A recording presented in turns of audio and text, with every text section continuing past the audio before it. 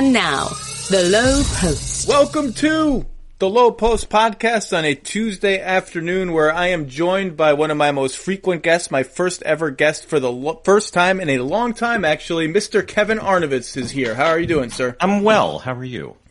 So let's review. The last time we did a podcast together was in March, early March, at the MIT Sloan Sports Analytics / Viral Fest in Boston, and we were podcasting about Kenny Atkinson getting fired. Remember that, or mutually agreeing to part ways? Was it a mutual? We need to have an acronym for that. The BS mutually agreed to part ways. Wow, that was a long time ago. It seems like. Yeah, the quaint days of March when it was seven seed positioning in the West in mutual firings, and I don't know, whatever else we were talking about in March.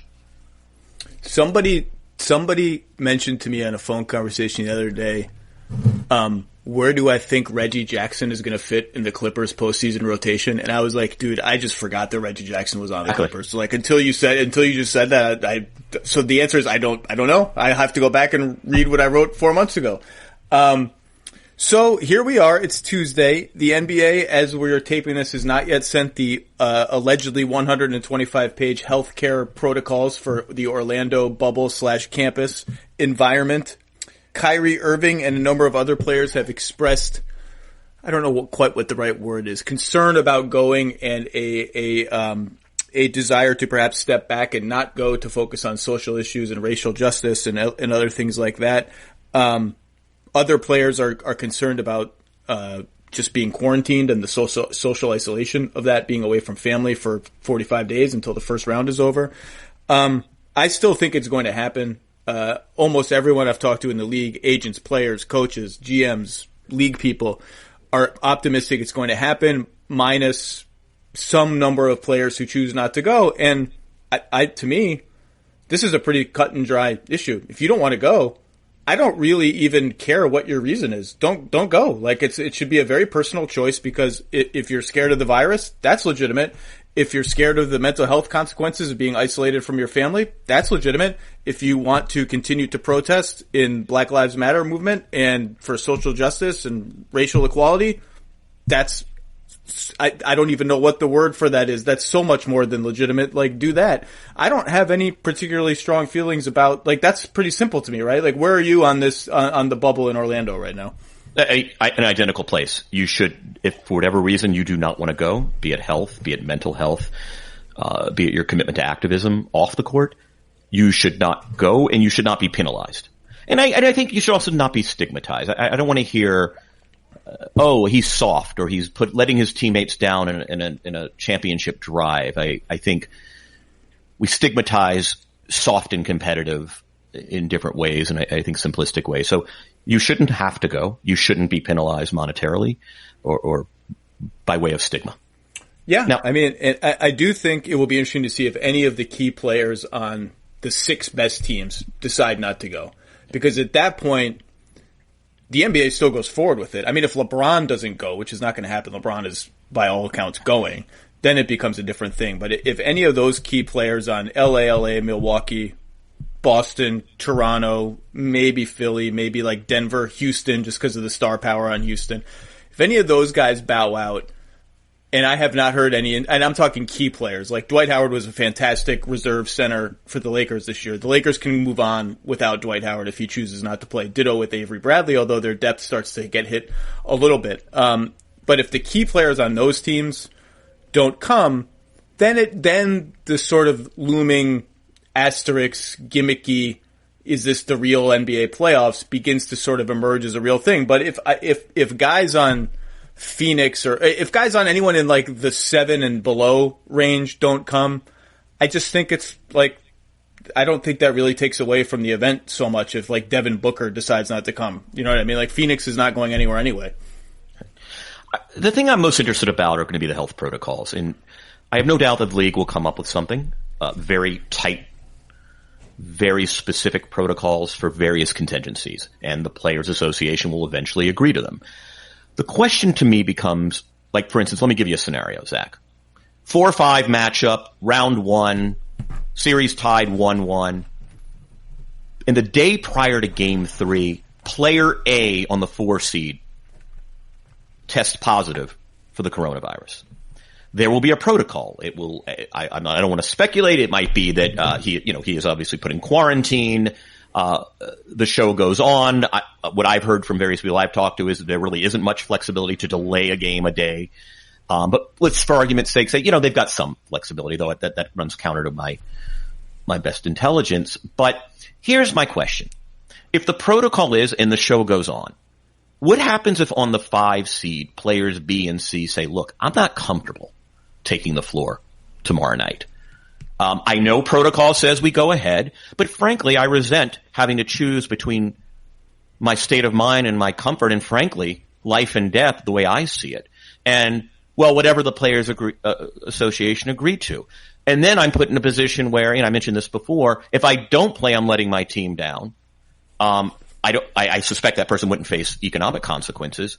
But this to me is what I want to know. Like, they can come up with protocols, but when the rubber hits the road in a situation like that, what happens? What if another player on the team on the 4 seed says, my teammate contracted a positive infection result, and I don't want to play? Enough for me. Emmis, I'm done. I haven't considered that scenario as much as I've considered the one that everyone's most interested in, which is the team outbreak. And your scenario is actually, as I think about it, obviously quite pressing. And I think you said something like, would they wouldn't be economically penalized. Or would they? Well, I think they might be in the same way as if you choose not to go to Orlando at all, in the normal NBA, if you refuse to play, you can get fined. You can get punished. You're in breach of contract. It opens up. Right now, they're just saying, it's fine if you don't go. You're not going to get punished, but you're not going to get paid as you would have had you played those games. And so I would assume that the scenario you're talking about is the same. You go and you grow uncomfortable and you decide not to play 1 game, 2 games, all the remaining games. You are just treated the same way. It's like, you're not going to get paid for the games that you sit out. Is that fair? Is that not fair? I don't know. That would be my guess, but I haven't considered that. Right. I think they would have a case that, a fair labor case. Like, you're telling me I have to choose. I'm not lending a value judgment. I am not an epidemiologist. I am not obviously a player, but these are questions I have that I think there isn't necessarily a protocol to address them, or there is a protocol to address them. And yes, the PA might sign off on something, but we're already seeing there's a diversity of opinion, and you have to account for that purely optically. I mean, look, I think there will be serious conversations on networks like ours saying, does player Y have a case? Is it fair for player Y to have to choose between his livelihood and protocol? To say nothing of, are you letting your team down? And I think those are conversations that, while we won't be having them, I certainly, think will be happening privately among that team. And I just, those are interesting contingencies. I think I haven't heard enough about it. In defense, I think the league is proceeding very deliberately. They're one thing at a time. But I'm curious to see what happens when the rubber hits the road. Okay, so a couple of things. Think about the wide spectrum of players that are going in terms of financial, career, family situations, all the parameters. So you have players. There are several players. I'm not going to name them, but I know some of them. There are several players whose wives or significant others are going to have children sometime during the Orlando bubble. And they're like, well, am I really going to miss the birth of my first child to go quarantine and lose in the first round or the second round? Like that, you have pending free agents, and everyone focuses on the guys Woj wrote about, the guys that are up for extensions, Jason Tatum, Donovan Mitchell. I mean, those guys are going to be fine. I think of a guy like Davis Bertans, who's in line for the first huge paycheck of his NBA career. Now, again, we don't know what the cap situation is going to be now. That huge paycheck could be up in thin air for all we know. On a team that is 9th in the East by 1,000 games, and their absolute best case scenario, somehow get into a play-in tournament with Orlando or Brooklyn, win, and get bulldozed by the Bucks in the first round and then go home. And I'm like, and just to get into the play-in tournament, the Wizards are so far behind, they have to go like, let's say 6-2 or I can't remember what the math is. They have to do really well in the 8 regular season games. They go 0-2 in their first 2 games. I don't know who their first 2 games are against. If I'm Davis Bertans, I am completely without any guilt at all being like, you know what? I kind of turned my ankle in that second game. I don't think I can go for the last 6.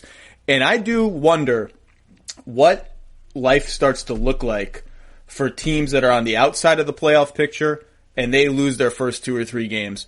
Teams that are down 0-2 in the first round with no chance to win. I wonder what life starts to look like for those teams, because I would not blame Davis Bertans. I'm just using him as a placeholder.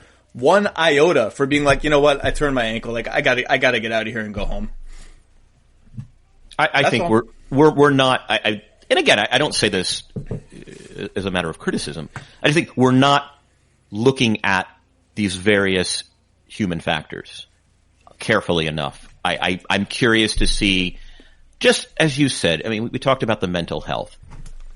Generally speaking, I think humans work better when they're happier.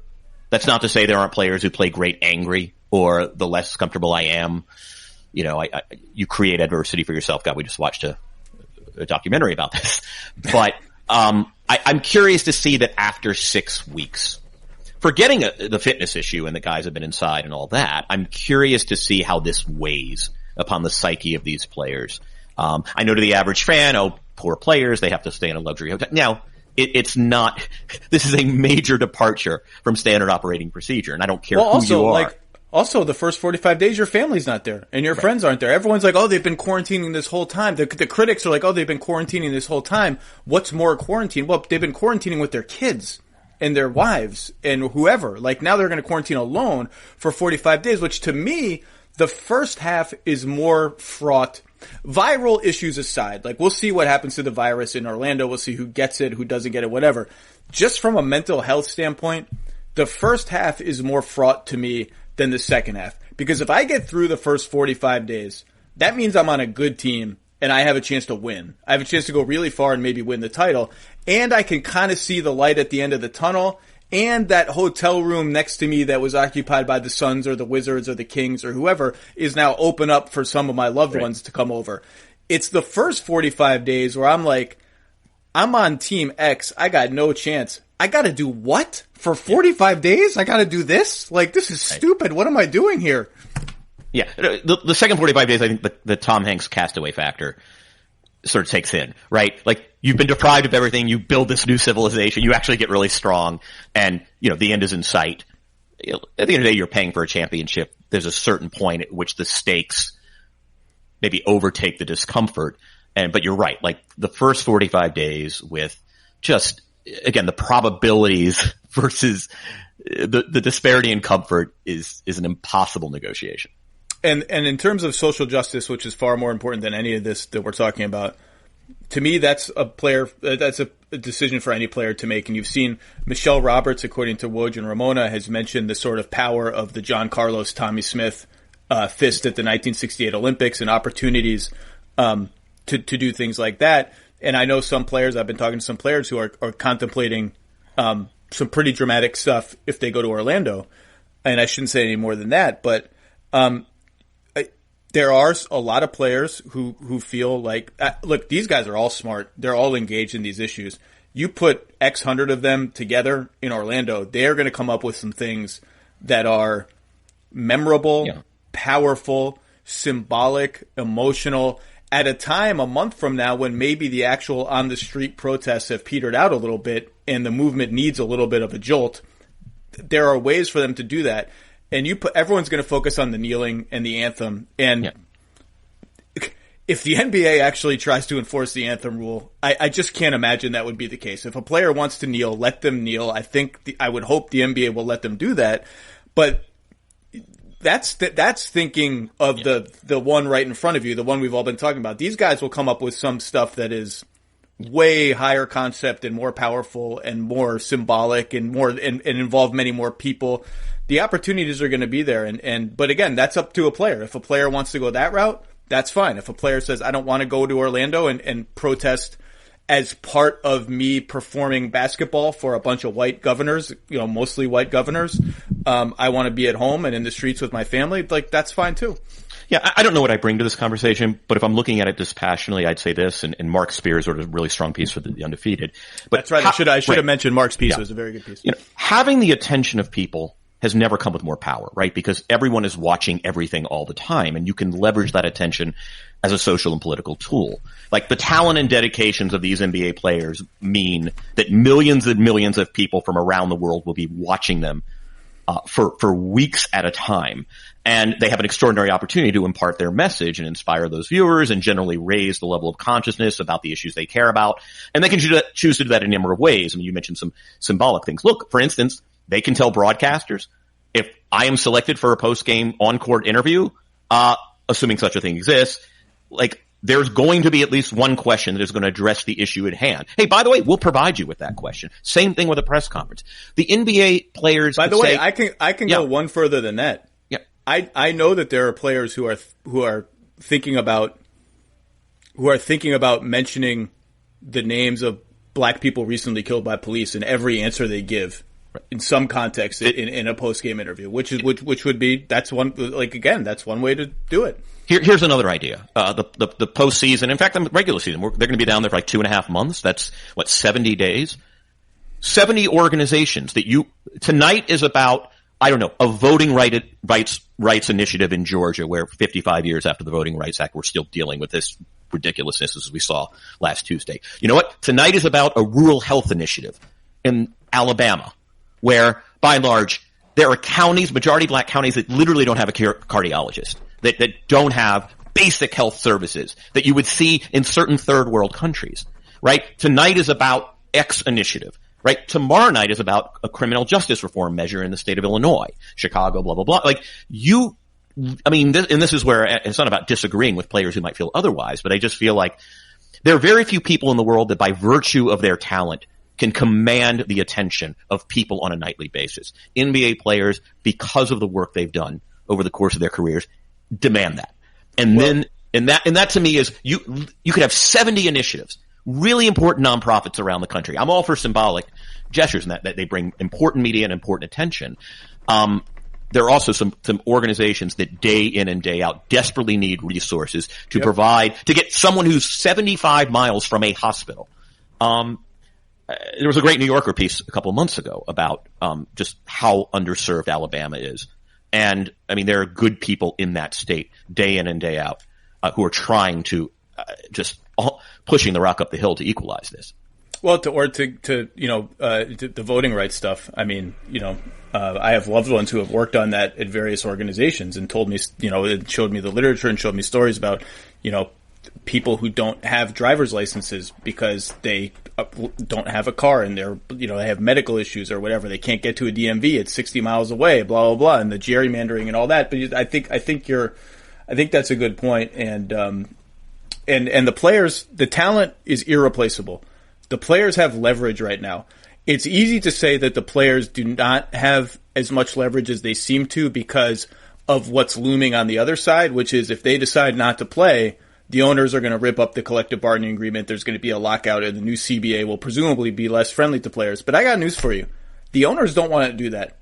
And this is a financial disaster for them too. And they really would like to play this season and recoup the hundreds of millions of dollars that are sitting there.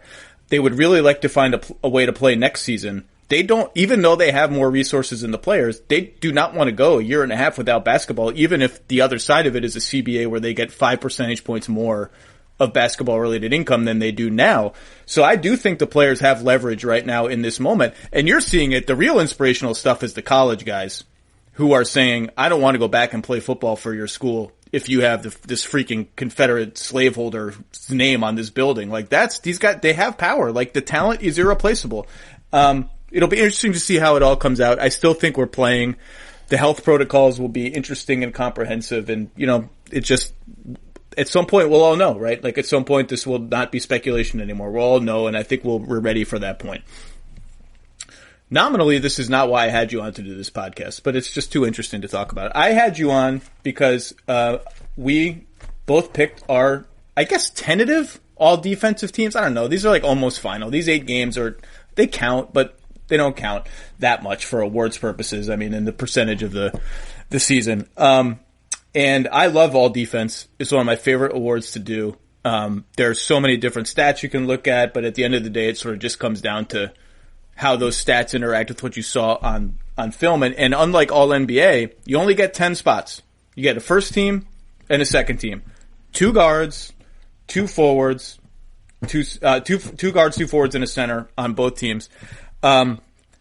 The degree of positional flexibility we will have is TBD until we get the ballot for some of these players. I err on the side of urging the league to give me maximum positional flexibility to get the players I want on it. I thought this year was a particularly tough year with lots of good candidates. Some of the mainstays maybe, I think, weren't as good as they are in typical years, and that opened up some spots. And I still have a spot that's kind of undecided that you can sway me with if you want. Let's start with our first team guards. I will yield the floor to you. You can proceed any way you like, but first team guards, who you got? Yeah, and I just want to say, I too want to kind of think out loud for some of the second team guys and want your input. For the first team guards, I'm set. And I am selecting Marcus Smart and Kyle Lowry. Ooh! Okay, let's start with Smart. He not only contains the ball, he's phenomenal with his hands. What a compliment to give a man phenomenal with his hands. I mean, no, it's incredible. Like, he is just, I can't imagine one possession on the ball. I mean, let's set aside side. I mean, among guards that I'd less want to go against if it were a possession of consequence. I mean, it's just the containment.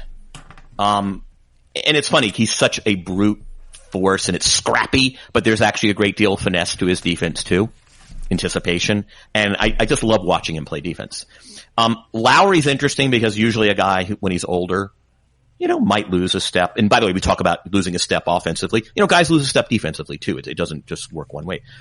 The gamesmanship, we obviously know about the taking of charges. He might also be the best off-ball defender at guard on a team, by the way, that's very help-oriented. The help mentality is amazing. Obviously the toughness we talk about. He's always the next guy on that team. Right? Like, that's part of the, what's funny is we see the charges that are drawn and when there's contact and there's a collision. What you don't see are the number of times where that presence, just by virtue of that presence as the next guy up in a defensive scheme, where you just kind of blunt the attack.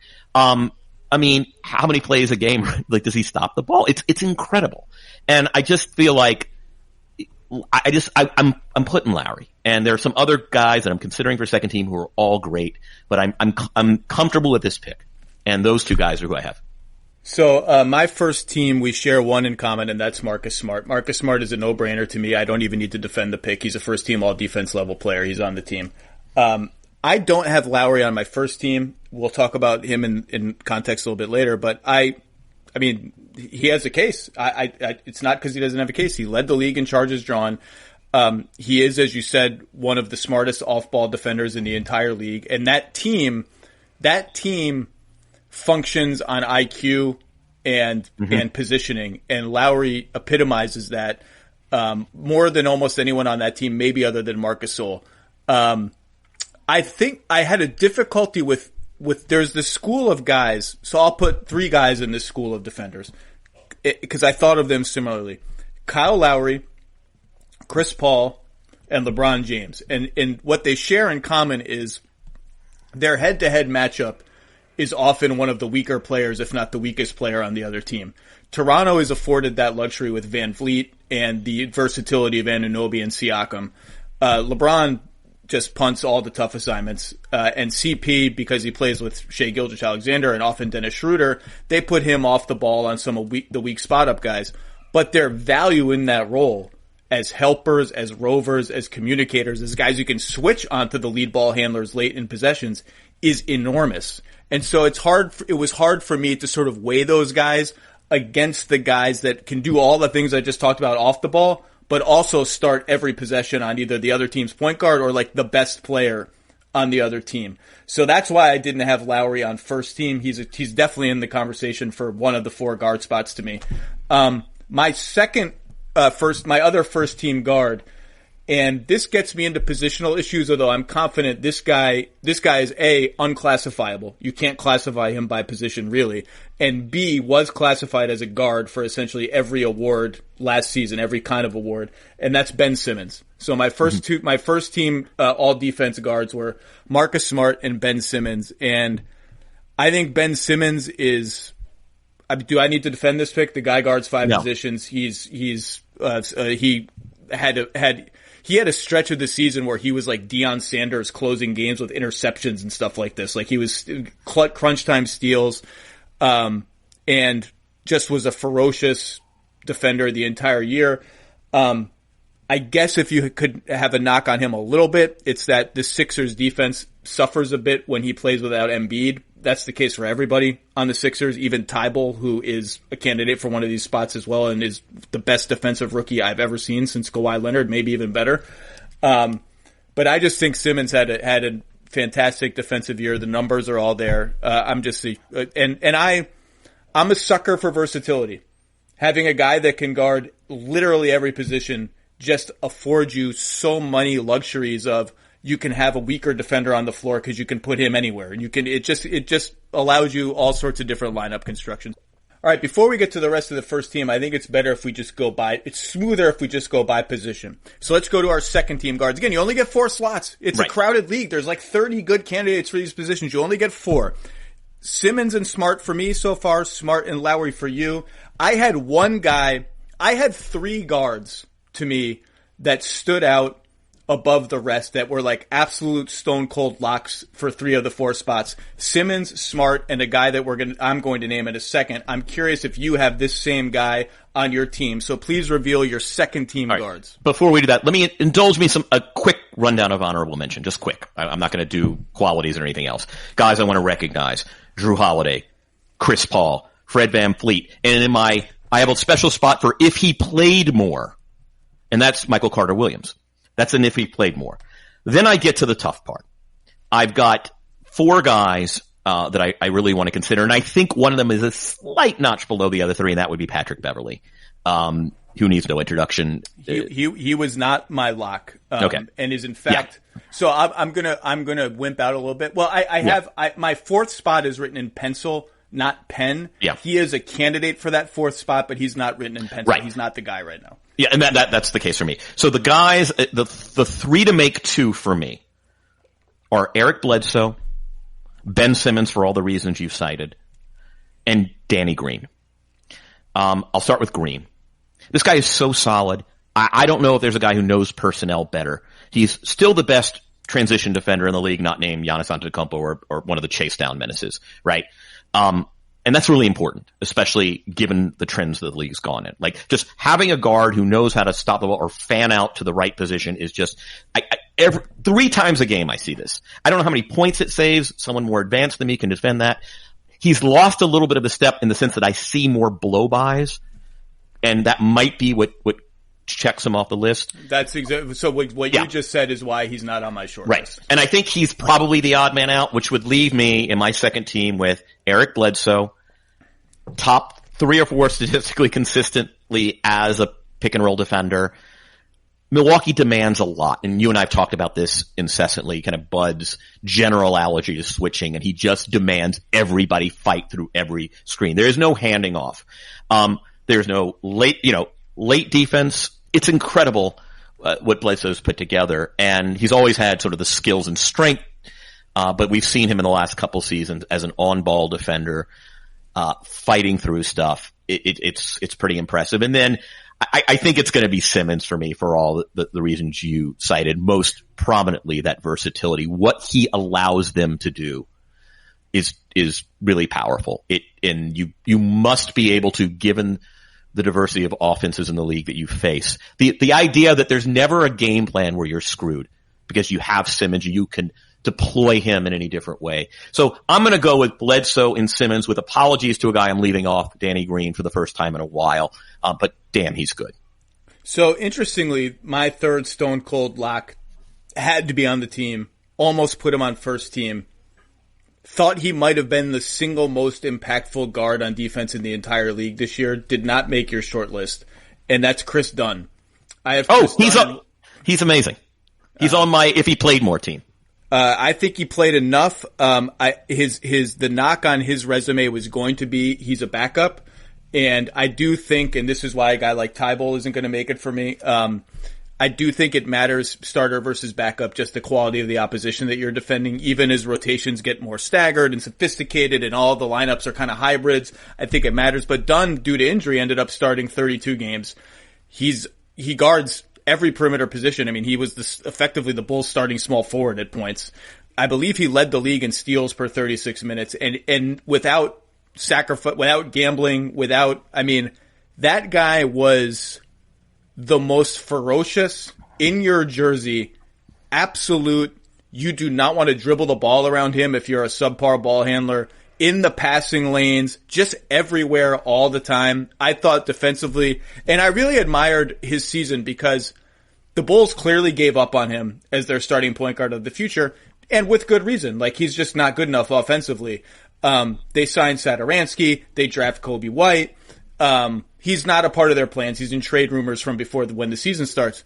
Could sulk, could gun for stats with his next team in mind. Instead, triples down on what he's good at and is like, you know what? I'm leaning all the way into being a stopper. I want to be the best defensive guard in the entire league. And I think he might have been. To me, he's a little less versatile than Smart and Simmons, and the minutes and the fact that he was a backup for half his games, I put him on second team. But for me, he had to be on one of my teams. I thought he was that, and nobody watched the Bulls this year. I get it. You watched the Bulls. I know that. But I just thought he was spectacular. His defense was the most fun thing to watch about the Bulls this season, other than maybe Jim Boylan's comic late game timeouts. So that leaves me a second spot. Right now, written in pencil, is Drew Holiday in my second spot, which is tough because the Pelicans were a really bad defensive team for most of the season. A few points better with Drew Holiday on the floor. And then you just start looking at the advanced numbers, and they're off the charts. Like, all the stuff on the tracking data in terms of, like, he's one of the best ranks near the top of the league in players shooting below expectations when he's guarding them. Smothering, like, some minuscule points allowed against isolations, good pick and roll defense, leads the league in deflections, the versatility. I love to guard two, sometimes three, sometimes even four positions, can switch on to power forwards. I thought he had an even better defensive season than he did last year when I believe he made it. So I have Drew Holiday written in pencil. The guy that I expected going in to make one of these teams for me and did not so far is Bledsoe. I don't really know why. His activity numbers are a little bit down in terms of, like, steals and blocks. But I thought he was fantastic all year. I thought for sure I would have him on the team. His tracking numbers are great. His other adjusted plus minus numbers are mediocre, surprisingly so. I just think, and Beverly and Lowry were the other guys that I felt bad leaving off for reasons that you've discussed sort of already. And my list of honorable mentions includes all the guys you just mentioned: Chris Paul, Gary Harris, Dante DiVincenzo.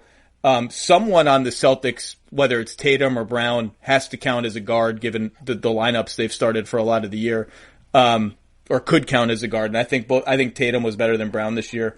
DeJounte Murray, I thought, kind of took a little bit of a step back. Josh Okogie, random guy I loved watching this year was DeAnthony Melton. Alex Caruso. Apologies if I didn't name Gary Harris, or I already did name Gary Harris, but Gary Harris. There's a bunch of guys. But this spot came down to Drew Holiday, Kyle Lowry, Eric Bledsoe, Patrick Beverly, and Chris Paul. And I just thought Drew Holiday was a little bit better. Yeah, Dunn was really fun. And he's clearly, the message is, I'm going to stick in this league. It doesn't matter if just how deficient the shooting is. You're going to keep me in the league for the next 11 years by virtue of this. Patrick Beverly, by the way, for what it's worth, number one among guards in our real plus minus stat by 1,000 miles. Number two in the entire league behind Giannis. He might be the best rebounding little guard in the league ever. You know, like, his rebounding numbers for a guy that's, I think, listed at 6'1" are off the charts. I don't really have a good reason to not pick him. I guess I think these other guys are maybe a little more versatile. a little quicker with their first step, maybe. Patrick is starting to age a little bit, but he was fantastic. I have no good reason not to pick him. So those are my picks right now. Drew Holiday you're fine with. You're not going to dissuade me from Drew Holiday. No, I'm not at all. Okay. Well, I think there are a lot of not wrong answers here. I mean, they're just, and we've talked about it before. This is the Bermuda Triangle. We can, even our real plus minus stat at ESPN's being either refined or adjusted. We still don't know exactly how to quantify defense. We have some good metrics, but there's nothing foolproof. I think it's hilarious that I have found a podcast partner who actually loves Kyle Lowry's game even more than I do. I always think I'm the biggest Lowry guy in the whole media, and it's like you've taken it to another level. Okay, let's go back to the first. Oh, by the way, captain of the If He Played More team, captain, and this is a deep, deep cut. Are you gonna? I wonder if yours is mine. What Gary Payton Jr. did this year in limited minutes with the Wizards was like a crime. That guy is committing crimes on the court. I think he played like 400 minutes. He probably has 400 steals. I mean, I'm making that up, but the guy is just, he's just like robbing people of their dignity and the ball and their everything all the time he's on the court. He is I don't know if he can do anything else well enough to stick in the league, obviously, but defensively, that guy is as good a guard as there is on planet Earth. He is the captain of my If They Played More team. I confession, I just haven't watched them enough, and especially past early first, early third. So fair life decision on your part, sad life decision on my part. One of the reasons why, yeah. Anyway, but now you've given me something to do, so this is good. Oh, it's holy. It honestly makes me uncomfortable how good he is defensively. There's nothing realer than someone you can rely on, whether you're relying on them to make a shot in the clutch or be there when you need it most. Think about Ray Allen in the right corner against the Spurs. You knew that was going in. Think about Klay Thompson. How many threes has Klay made? I'm sorry, Oklahoma City Thunder fans. Late in playoff games where you just know and you can tell the other team knows. The minute it leaves his hands, it's going in. Someone you can trust to come through in the clutch makes all the difference on or off the court. With State Farm, you get a teammate you can rely on. You get the real deal. When you want the real deal, like a good neighbor, State Farm is there. Let's go back to the first team because this is where it gets spicy. We've done our guards. Kevin Arnovitz, your first team forwards. I got to tell you, this is all right. Giannis is in. Giannis is in. He does everything. Discussion. By the way, not a discussion. Let's make it clear. Giannis is the defensive player of the year. Yes. And I don't think it's close. So when you do this exercise, you look at every stat, right? Every stat, every tracking second spectrum camera stat, every pippum and vippum and blorp and schnorp. And usually there's one schnorp or two schnorps where a player's good, and then you get to that schnorp and he's all of a sudden bad. What does that mean? Oh, that vorp and schnorp, he's not as good as the other ones. What does that mean? Giannis is good in everything. You cannot find a number where Giannis is not in the top 5, and we've all watched him play. Giannis Antetokounmpo is the defensive player of the year and probably the MVP, which only two guys have ever done, Michael Jordan and Hakeem Olajuwon. And it's like, if you do that and you just quit basketball now, you just go to the Hall of Fame already. Like, that's it. That's obviously a theoretical that's not going to happen, but we agree, right? Giannis it's not close. It's not a close race. It's the easiest call to make. Okay, so Giannis first team forward. Who's your second one? All right, this is where I'm having trouble, and I think I know where you're going to come down. I mean, obviously Kawhi needs no introduction. He doesn't stop fighting through screens. He is the best perimeter get back in the play player I've ever seen. Right? The chase downs, everything else, the sheer strength, the hands we've talked about for years. That's where I'm leaning. And the next guy is still in the conversation for me for first team and I know there are these weird plus minus, and I give a lot of credence to it, but I've seen a ton of Lakers basketball this season, and Anthony Davis is really good. Zach, he's really, really good, both as an individual defender, his reaction coming off the ball to alter shots, his awareness is leaps and bounds sharper than it ever was years ago. You can't post him. Not that there's a lot of that going on. By the way, you know who can't post? Who might not be able to post him anymore? Who? I cannot get behind skinny Nikola Jokic. I can't get behind it. I'm alarmed. I'm worried. I don't understand what's happened. Isn't there a happy medium between early season Nikola Jokic and this svelte hipster going to clubs in Belgrade or something? Like what happened? What happened to my Nikola? I miss the David Wells Nikola Jokic. I mean, it's just, I think there is some virtue to that. I mean, obviously a guy needs a little more speed on the floor, but I can't wait to kind of see the Orlando version of this thing. It's amusing.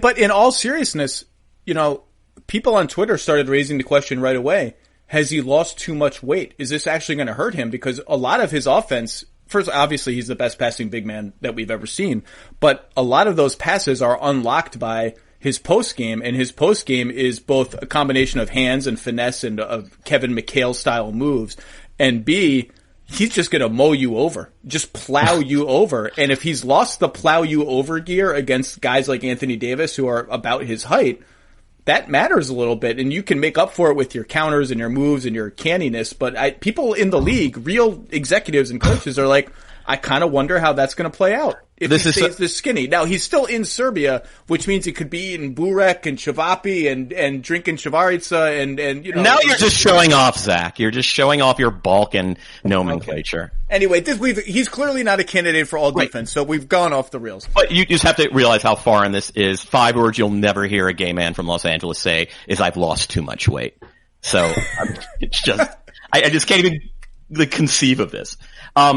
So that's my choice. Look, there's a lot to say for incumbency. Wait, so what's your choice? Giannis and Kawhi? I mean, yeah, cause I'm up against Giannis and Davis, and I know there's some shorps where Anthony just hasn't been as strong. And I know, listen, we're not seeing peak Kawhi defense, and that would be my only knock is, coasting Kawhi is still on the all-something team. But I'm gonna go with Kawhi. I'm gonna vote for the incumbent. With acknowledgement that Anthony is just, he's had a really good year. I don't care what the advanced plus minus says for that team. So I have a solution for you. Do you want to hear my solution? Are you going to put him at the second team center? Cheat. No. I'm putting him at first team center. Cheat. Just cheat. Anthony Davis played 35% of his minutes or 30% of his minutes at center. The Lakers were unbelievable in those minutes. I don't really care if I do the opposite thing for all NBA purposes or whatever.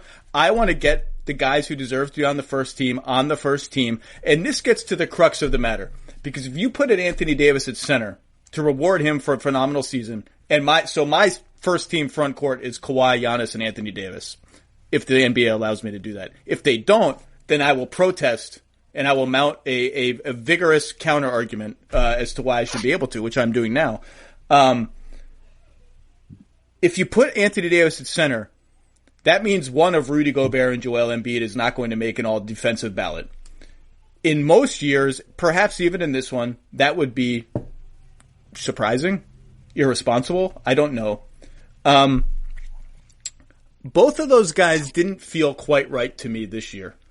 Let's start with the obvious one, and that's Embiid, who missed 20-something games. And for 15 to 20 of the games he did play, looked like the spirit had kind of left him a little bit. Like he was kind of sagging. He wasn't the same emphatic, fast, everywhere presence all the time. He could summon it. You could tell when he wanted to summon it, whether it was someone he just wanted to embarrass or a big moment in a game. It was there.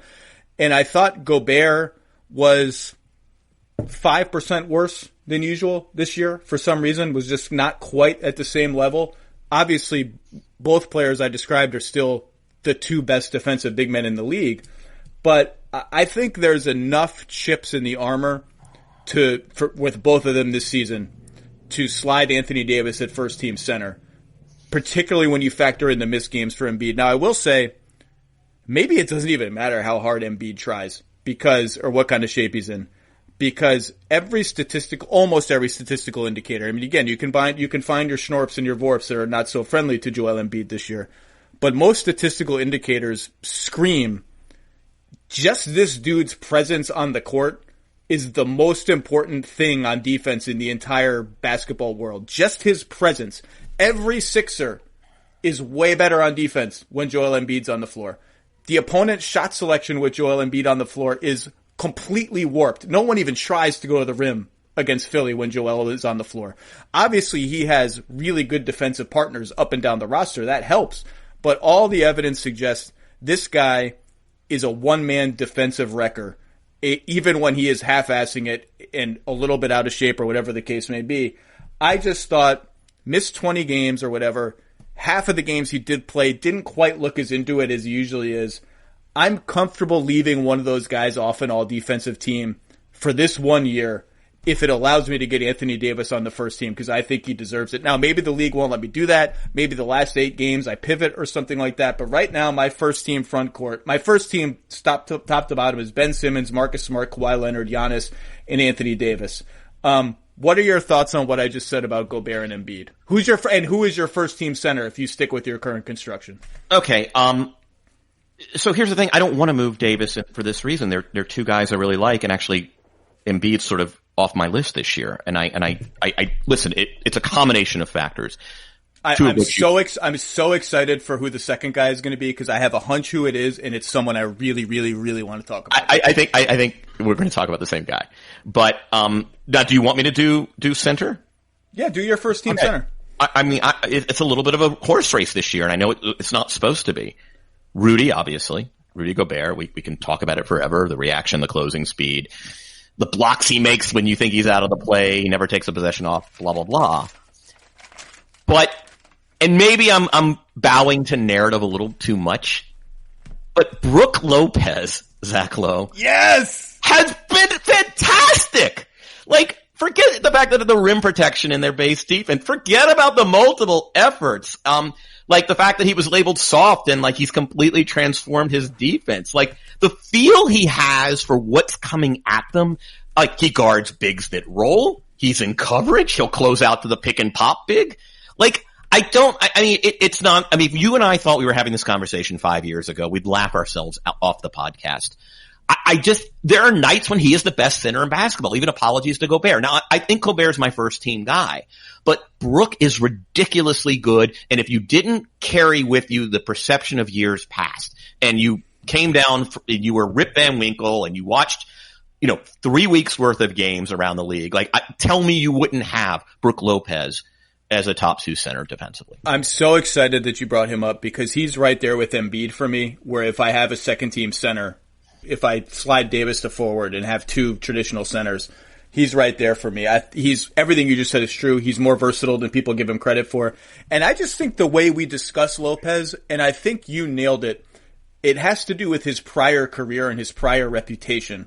Because when we discuss Gobert and Embiid, we talk about a player who makes a scheme. When we talk about Lopez, we talk about him as if the scheme has made the player.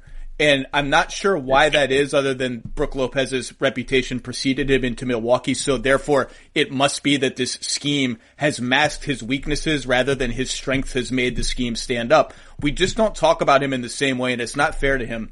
His rim protection numbers are off the charts. He is more versatile. He can close to pick and pop bigs, all that. I just think, let's be real for a second. Game on the line, who would you want on the floor defensively for one possession? Joel Embiid or Brook Lopez? I still want Joel Embiid, and I still want Rudy Gobert by a hair over Brook Lopez. But he's been fantastic. If he got first team all defense, I wouldn't bat an eye. He's been that good this year. But I don't think that's the criteria, because I'd probably have LeBron James, and we're not talking about that's very fair. And look, actually, given what they do, look, if Embiid was on Milwaukee, maybe we'd have a different conversation, but what Milwaukee does, I kind of want, you can't extricate a guy necessarily from scheme. And that is, you brought up this point, but I don't think there's anything wrong with scheme making the guy. That is the demand of an NBA player. This is what we do. You need to be 105% of what this particular role requires in this particular defense. That's how you win 400 games a season when you're the Milwaukee Bucks. Plus, I found myself wanting to reward multiple Bucks and or one Raptor. I'm not going to have one Raptor on my team, which feels completely unfair. But, it does. I in my defense, I said this with Pelton last week. I pulled a bunch of coaches wanting to get a Raptor on the team. Bunch of opposing coaches say, who's the best defensive player on the Raptors? Just give me the single best guy. What do you think the most common response was?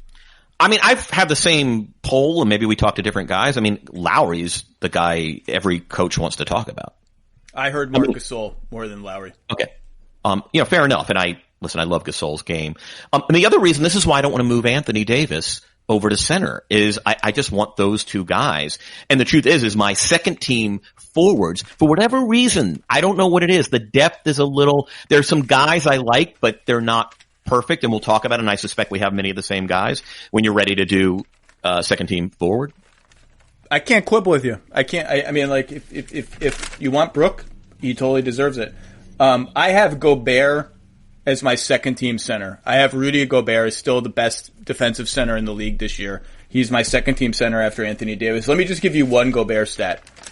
Gobert, this is according to Second Spectrum's tracking data, defended 177 isolations this year, which was like fourth most in the league. You can picture in your head what a lot of those probably are, right? Switches, late in the clock. Okay, let's go at the big fella. Average points per possession on those plays for the offense, 0.69, which is kind of like if you and I took a hook shot from, well, it's actually better than that. It's very, very bad. It's very bad.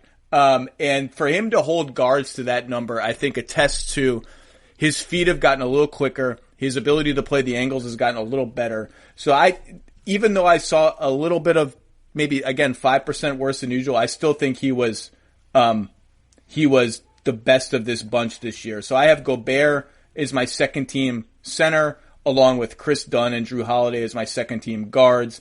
You have Brook Lopez as your second team center, I guess, right? That is correct. Along with who were your second team guards again? Ben Simmons and Eric Bledsoe.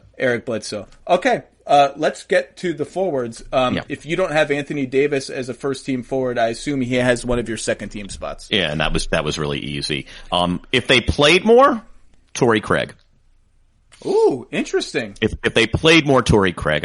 I just did not expect Torrey Craig's name to make an appearance on insanely competitive. Really versatile, good feet. I just look. That's not a team that should be is probably as good as they are defensively, and I think he has a lot to do with that as kind of a defensive fulcrum for them when he's on the floor. Doesn't play enough to warrant second team consideration. It's down to two for me. Okay. Pascal Siakam and Bam as a power forward. And I'm having trouble. I considered both. Consider both. Again, I think Toronto demands a lot from their players. And he has lent them a versatility, especially when you consider sort of the stature of their two guards. Now, obviously, you can't post up Kyle Lowry and both those guys play bigger and Gasol is just so intelligent. He's sort of a wizard back there, but, Siakam's versatility has allowed them to do a lot. And we talk about that is what, in the Simmons fashion, which is the versatility of a guy enabling flexibility and to do adjustments and to be creative. And that is the most creative defense in the league, probably. Bam's Bam. And I think the sheer intelligence, the sheer anticipation, he understands offenses. Like you can just see him, whether it's positioning, whether it's help, whether it's just, there are times where he will move before the offense moves, and there's a sixth sense. I don't think he's perfect. I've seen nights when like Vucevic kind of had his way with him, and that's why I'm sort of leaning Siakam. But as a Bamologist, Zach, I am asking you to sort of help me determine who this last guy is. So I had two forward spots to play with by virtue of putting Anthony Davis at center. And one of the reasons why I'm not fully committed to that construction is you just said Bam isn't perfect. Now, obviously, perfect is a standard that no player is going to meet. But there are little hiccups here and there from him and from everybody that I considered for these forward spots. Draymond Green. By the way, the stats still say Draymond Green had a really good defensive season, but I think everyone agrees that he was a little bit hit or miss and missed some time. The Siakam one is interesting because that gets you into a sort of philosophical debate of almost everyone around the league agrees that Pascal's defense slipped 5 to 10% this year because of the burden he had to carry on offense. And so it just makes you ask, do I value B plus, A minus defense from a guy who averages 25 points a game or 23 points a game and has to really exert himself on offense? Is that quote unquote better defense than A plus defense from a guy who doesn't have to do anything on offense and expend any energy on offense? And I think that's actually an interesting debate. And as you said, particularly at the beginning of the year, they were putting Pascal on everybody. They were just, whoever the best player was on the other team, just put Pascal on him. I actually thought Anunoby had just as much of a case as Siakam. Obviously he's a more limited offensive player, which touches on what I just talked about. He had a fantastic defense. I mean, everyone on the Raptors did. Their entire starting five is sensational defensively. It feels unfair to not have any of them on the team. And in some respects, they are all victims of each other's excellence because they're sort of all A minus level I mean, maybe better than that, but, you sort of notice each one of them a little bit less because of how great the collective is. Yeah. There are three guys also I just want to mention that I didn't get to do my honorable mentions. LeBron. We're going to talk about LeBron. Right. Yeah, OG. And I've liked Royce O'Neal a lot. Not every night. Too. I really like Royce O'Neal's defensive game. And I kind of came down to Adebayo and Siakam, but there are days where I've considered these other three, and you're going to talk about these guys, then I'll let you. But I wanted to kind of mention the honorable mention guys because I enjoy doing that. You can throw in, my honorable mention list is very long, but the Rockets guys, PJ Tucker and Covington, Tatum and Brown. Tatum's close. Tatum is really close. I thought Jeremy Grant had a great year in Denver. Millsap is always good, missed some games. Yeah. Dorian Finney-Smith is sort of an under the radar guy. So I had two spots to play with, and I went with two Heat guys. I went with Jimmy Butler and Bam Adebayo. I thought they were both outstanding this year. I don't think I need to sell Jimmy. Jimmy's a perennial all-defensive candidate. I think he brought it this year. And Bam, as a forward, is not a stretch, even though people think of Bam probably as a center in their closing lineups. He starts at power forward. He guards stretch power forward so that Myers Leonard can hang around the rim. And again, the versatility is part of what makes him valuable. I agree the rim protection is maybe B plus level from him. I think he'll get to an A eventually with experience. But the switchability and the isolation stats that I just mentioned for Rudy, one of the guys that actually I believe faced more isolations, one of the only guys in the league, is Bam. And the numbers are just about the same, like 0.7 something points per possession allowed. Just a tiny, tiny figure because of how good he is in that discrete situation. And I can hear the Raptors fans, and nobody does crazy like the Raptors fans. Maybe the Utah fans, maybe. They're a little different kind of crazy. Nobody does crazy like the Raptors fans. I love Toronto. I love the Raptors fans. How can we have nobody on either of your defensive teams and the Heat who rank like 13th or 14th in defense? We're second. They have two. To which I say, I have no good reason. No, there's just none. But if you look at Miami's team, Bam and Jimmy Butler are carrying the load for that team on defense, and they're carrying a lot of guys who are not good defensively, whereas Toronto has all guys who are good defensively. And so I think I can justify it a little bit by just pointing out, Jimmy's the guy who's going to guard the best wing on the other team every night, and Bam is the all, everywhere, do everything force at the rim, at the arc, and all that.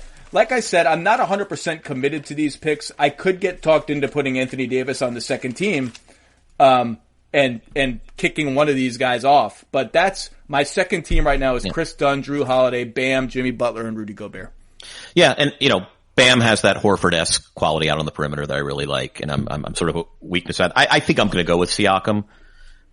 Just again, the demands of that defense on him are just, and I know, look, it's 5% less, but he makes it up with volume, if that makes sense. Kind of the old retail joke, but so that's kind of where I'm at. But I'm like you. Until the ballot comes, I will still continue to ask people in the league when I talk to them, and this has sort of become a routine question is, hey, let's just take a few minutes, help me with my all defense. I want to hear those who scout these teams, who they're most afraid of. And, but yeah, it was funny. I felt like Ford was a little less deep this year, and maybe it was just Draymond's absence. But I just feel like that's used to be a position where I just didn't have enough spaces. And for whatever reason, it was a little bit more shallow this year. They're still great defenders. The list didn't fill up as quickly as the guards. So, let's talk about the nexus of LeBron, Anthony Davis, and Kawhi. Because you have Anthony Davis as a second-team forward. I would also have Anthony Davis as a second-team forward. I think that qualifies among fans as a lukewarm take because Anthony Davis was the presumptive defensive player of the year 30 games into the season, I think. I think Kawhi was a little bit better defensively than AD this season, and Giannis was better than both of them. And you mentioned peak Kawhi versus coasting Kawhi. Sometime 20 games in, peak Kawhi came out again. And the game I remember, I'd have to look up exactly when it was. They were playing Dallas in Dallas. And he had clearly hit the San Antonio gear of like, I am going to single-handedly stop every possession, to the point that Luka Doncic, who is a top 3 pick and roll passer on planet Earth, who is so smart that he is used to manipulating backline defenses. He's used to tricking the help defenders, to thinking 2 and 3 steps ahead of them. He would see Kawhi in between passing lanes. Like, Kawhi's on the weak side shooter. He's coming in. He's kind of helping on the roll man, but not quite all the way there. Kind of still in touch with the weak side shooter. And you could see Luka Doncic on 5 or 6 possessions in a row being like, oh, I don't know if either of these passes are safe. I don't know what to do. And Kawhi got into peak Kawhi gear sometime in the middle of the season and stayed there. And to me, peak Kawhi is the best defensive player in basketball still. Peak Joel Embiid should be the best defensive player in basketball. Maybe he is. But peak Kawhi appeared and stayed and is a terrifying, terrifying force of nature. And so I would have him ahead of Anthony Davis too. And LeBron, the numbers scream that LeBron's a candidate this year. Every number. The tracking numbers, the adjusted plus minus numbers, all that stuff. I considered him, but just ultimately what I see every game is the Lakers being like, okay, Kuzma, you guard the hard guy. Danny Green, you guard the hard guy. We need LeBron to rest on defense. Now LeBron resting on defense this year was a different kind of player than LeBron resting on defense the past couple of years than the last years in Cleveland. This LeBron may not have been guarding the ball, a dangerous ball handler, but he was engaged and he was wrecking stuff around the rim and he was in passing lanes and so if you want to put LeBron on, the stats say he has a case. I think he has a minor case, but for me, again, the mix of, there were enough guys who, A, both are engaged with the ball at a high level, and B, are off the ball helpers at a high level that I just couldn't get there with LeBron. Yeah. It's fair. And again, I think, it would interesting drill here, Zach, would be who's your all defensive team one possession, as you say. Yeah. Right? Like that might be a different list. I mean, I don't actually, the truth is if you can only have 2 forwards, I still don't know if it's not Giannis and Kawhi. Yeah. Giannis, Kawhi, Davis, LeBron, and like me could probably get a lot of stops. Yeah. You know what I mean? Like if you put us, and then you could put Paul George, or you want a traditional center, you put Embiid, but you start with Giannis and Kawhi and then you go from there, I think. Yeah. So you have okay, so that's where we are. So I went Smart, Simmons, Kawhi, Giannis, AD, Dunn, Drew Holiday, Bam, Butler, Gobert. And if the league makes me move Anthony Davis to forward, I'm sorry, AD, you're going to second team, and I have some ballot rejiggering to do. Was there anybody that you that we didn't talk about that you wanted to talk about? Was there anybody that you thought would be in the conversation, and then you did a little research and were like, ooh, this guy wasn't quite where I thought he was this year? No, I mean, it's a pretty, I kind of went pretty deep there on my list of everybody I researched closely. But no, I mean, I think, Bledsoe is an interesting one. I mean, again, there's some shoops or whatever you call them, the sort of, the Schnorps. I'm sorry. I need to get on that. But no, I think this is it. This is a pretty comprehensive list. It's always the only award that's harder for me is Coach of the Year. But all defense just requires more conversations, more research, like going back and watching some film, going through the second spectrum. It's really hard. Again, we don't have hard and fast criteria for this stuff. We just don't. Well, and again, it's a very limited number of spots. So, and this happens particularly with guards where somebody will not make it and there will be screaming like, how can you possibly leave Eric Bledsoe off? Or how it's a disgrace that Patrick Beverley's I think PJ Tucker has been the subject of that, in the last couple of years. Now, I had PJ Tucker on second team all defense last year, so I'm not guilty, but the Rockets people were fans where it's just, even some players chimed in, I think, like, it's disgraceful. Well, you only get 4. You only get 4 forwards and you only get 4 guards, and you realize pretty quick, like, you know, maybe there should be a third team all defense like there is for all NBA or something, because you realize pretty fast, like, there are some guys who are super duper deserving who you just can't fit. And I'm sorry, but you can't be outraged because I tried, and you only get 2 centers and 4. Maybe there should be 3 all defense teams. What do you think? No, I would like it. I mean, because what you're talking about is that would allow you, if you considered sort of centers plus 10 other guys in the Dunn, Michael Carter Williams, you know, guys who don't play enough. I mean, you're basically asking, let's say there's 70 to 75 guards who are legitimately eligible. That would still keep you in the top 10 percentile. I mean, and I think that's a distinguishing honor. And so I would totally go third team. I would appreciate third team.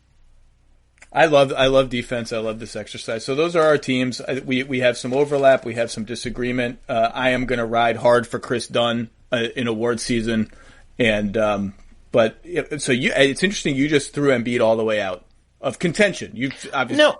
I mean, that's more of a. I mean, he's like the strong. He would be the third team. Inc.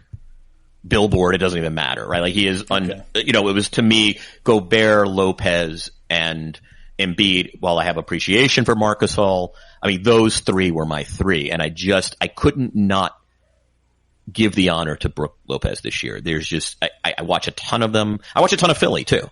I think I'm supposed to be with Philly during April and May, but I just, those were the 3. So I know it's tough. Like Embiid is my biggest snub, if you will. I remain obsessed with Philly, to an unhealthy degree. I can't wait to see, what condition Ben Simmons, who was injured, and Joel Embiid are in when we get to Orlando. There is some part deep in my soul, the irrational part, the part that wants to believe in Santa Claus and things like that, that still believes Philly can put it together this year. It still believes there's a championship contender lurking in the parts that have proven to be misshapen and fits that have been weird and this and that. I still can't quit them. I don't think it's going to happen. I will say they're in that Boston matchup. Let me just get in front of this preemptively. Right now it's Boston Philly, and everyone is going to throw like Philly's dominated that matchup. That matchup is bad for Boston. You know, Boston needs Philly to move into the 4-5 thing. I don't necessarily. I understand why the matchup has been bad for Boston. I understand. I don't really necessarily buy that, and I would pick Boston to win that series. If I'm Philly, I'm still, despite my success in that head-to-head matchup, I'm still trying to get into 4-5 to face Miami. I buy that they have some structural advantages that help against Boston, but I just think the Celtics are flat out a better team, and I would pick the Celtics to win that matchup despite the head-to-head records recently. Yeah, I probably do too. I mean, to me, this is the thing I've been thinking about. When you strip away home court advantage, which will now not exist, when you consider the length of the hiatus, I mean, we're basically talking about a full off season. And I just think basketball is a momentum sport. It's not to say that you know, if you sputter into the playoffs, you can't catch fire and teams coast and flip the switch and, you know, all that. But I just think we're going to have more parity. I think we might have 2 seeds losing in the first round uncharacteristically.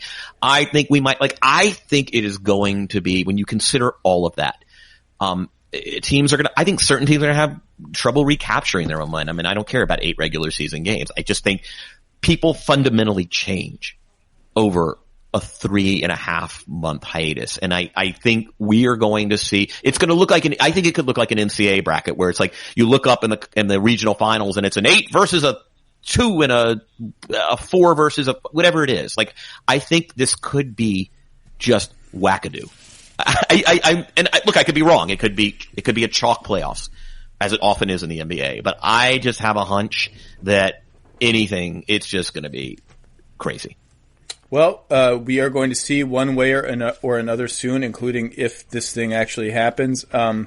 Kevin Artovitz, it's always a pleasure to see you. I haven't seen you since Boston. I hope you're safe, stay healthy, and it's always a pleasure having you. Yeah, and I'm glad you're feeling better.